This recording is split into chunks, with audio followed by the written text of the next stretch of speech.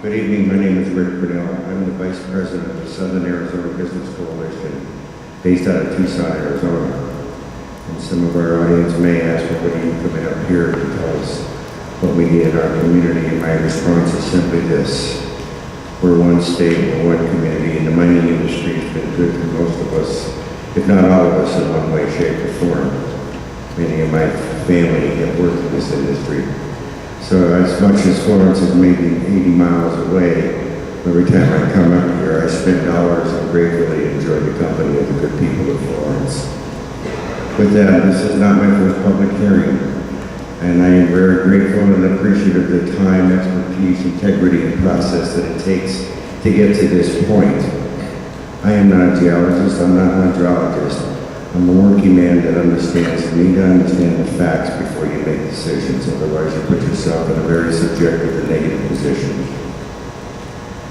So with that, as you have reviewed the facts, you brought us to this point.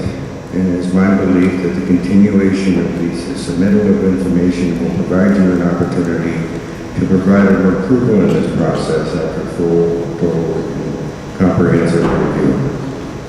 You've done a fine job. I would ask that we now get to the point where we eliminate the political and the emotional process that comes with all these public hearings.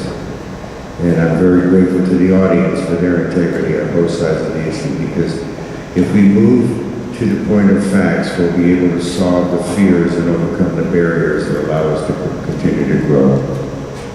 Just recently, the President of the United States talked about economic recovery. Well, I have to tell you, in Arizona right now, we're not recovering as well as everybody thinks we should be. The underemployment rate is huge. The construction industry has an unemployment rate of over 36%. Every one of these jobs affect our lives, the transportation industries, the hospitality, dining. And I just had dinner at one of your fine restaurants here. So I would ask that this EPA and the final process, we continue to reflect on the facts as you've done.